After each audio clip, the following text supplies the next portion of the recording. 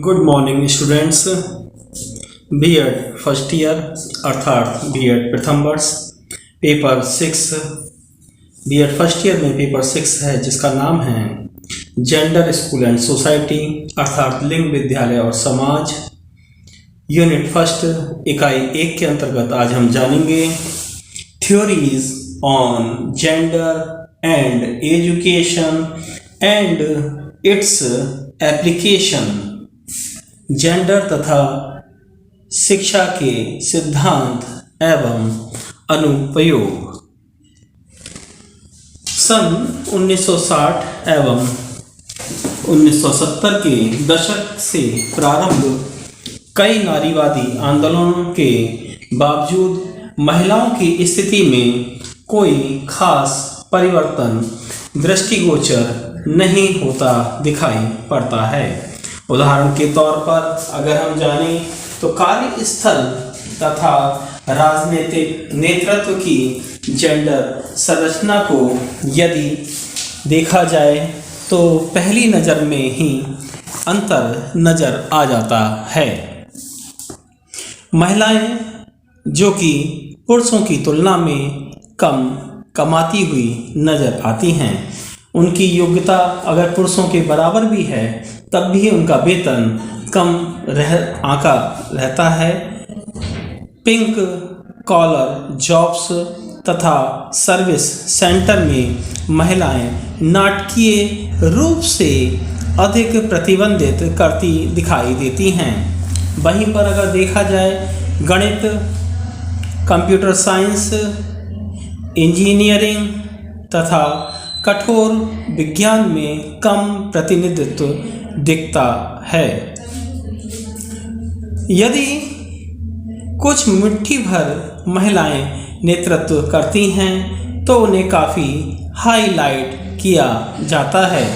इसको हम इस चित्र के द्वारा बहुत अच्छी तरीके से समझ सकते हैं। ये जो डायग्राम दिया हुआ है, इस डायग्राम में बीए बैचलर ऑफ आर्ट्स और BCom bachelor of commerce, BSc bachelor of science, BTech bachelor of technology, BE bachelor of engineering, BEd bachelor of education, LLB bachelor of law और लॉज। ये आपका enrolment in different programmes at graduation level अर्थात UG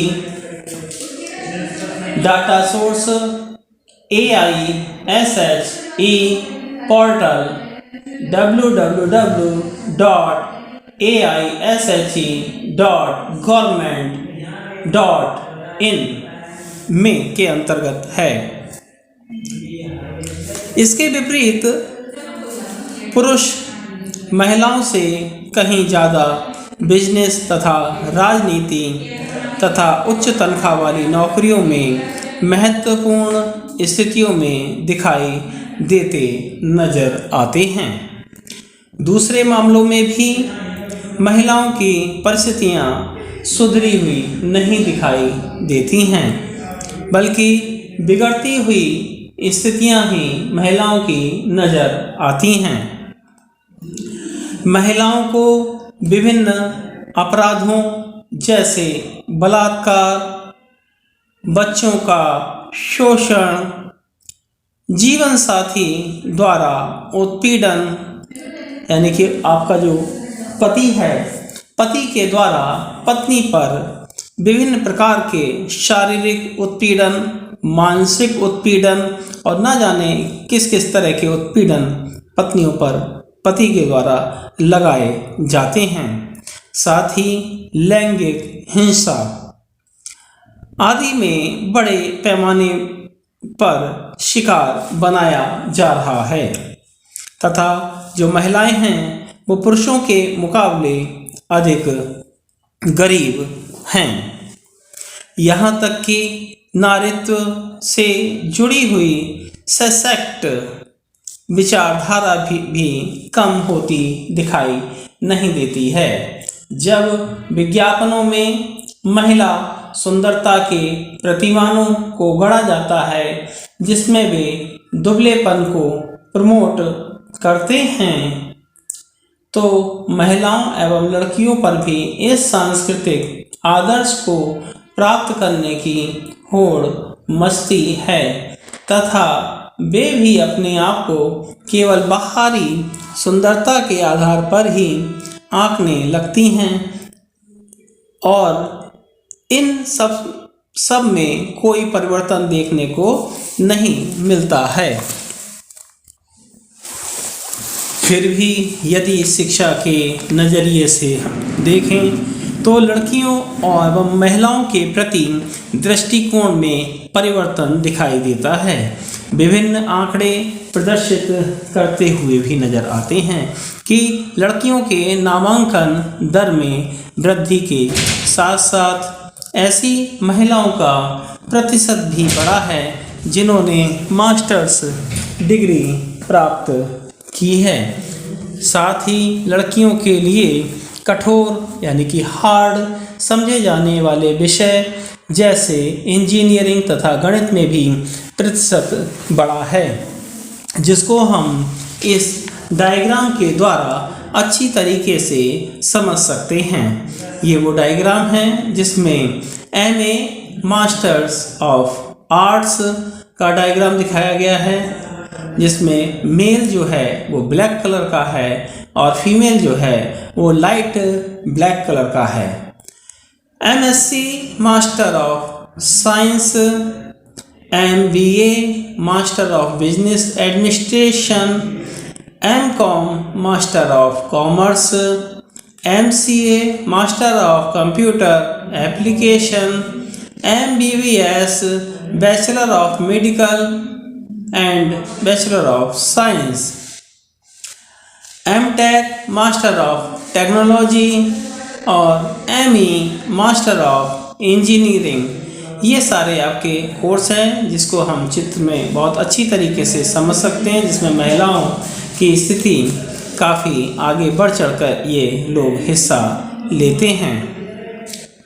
इसके बावजूद महिलाएं अधिकतर महिला प्रधान कार्यों, जिसको हम लोग फेमिनिन जॉब्स, नर्सिंग, शिक्षा तथा सामाजिक कार्यों में होती हैं तथा इनमें उन्हें कम आय की ही प्राप्ति होती है।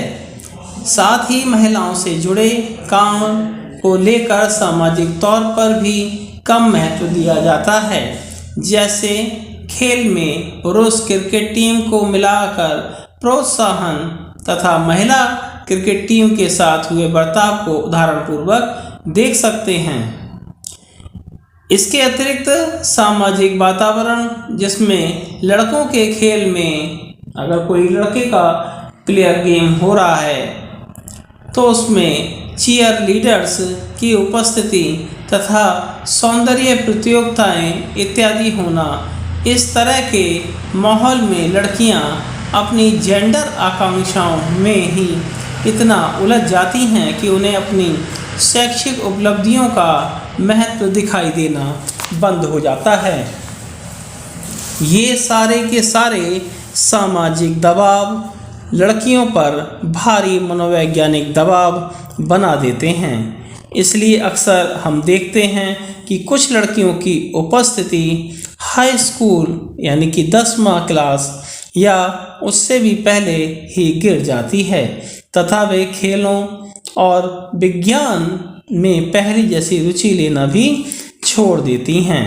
ना ही वो विज्ञान में रुचि लेती हैं और ना ही किसी गेम्स में प्रतिभाग करती हुई नज़र आती हैं और वो इन सब में रुचि लेना भी छोड़ देती हैं। कुछ लड़कियां क्लास में बात करना भी बंद कर देती हैं। वो लड़कियां आपस में बात करना भी एक दूसरे से पसंद नहीं करती हैं। दूसरी लड़कियों में भी अगर देखा जाए तो उनका चुलबुलापन यानी कि उनका उत्साह भी दिखाई नहीं देता है। उनका उत्साह भी दिखाई नहीं देता है। साथ ही अगर देखा जाए तो वो डिप्रेशन में जूझने की कमी उनके अंदर आ जाती है। साथ ही स्वयं के बारे में भी, अपने व्यक्तित्व के बारे में राय में नकारात्मकता उनके निरीक्षित की जाती है। किशोर लड़कियों में अधिकतर स्कूल छोड़ने की प्रवृत्ति, बुलिमिया या फिर एनोरेक्सिया जैसी स्थितियां भी देखने को मिलती हैं। अपने पूरे स्कूली जीवन में लड़कियां अपने अध्यापकों एवं स्कूल प्रबंधन से भेदभावपूर्ण व्यवहार का सामना करती हैं। वास्तव में यहाँ तक कि महिलाएं अध्यापिकाएं भी पुरुष सहकर्मियों या छात्रों से लैंगिक भेदभावपूर्ण व्यवहार का सामना कर सकती हैं। जेंडर भेदभाव एवं असमानता की स्कूलों और समाज में कई प्रकार की शैक्षिक प्रतिक्रियाएं संभव होती नजर आती हैं।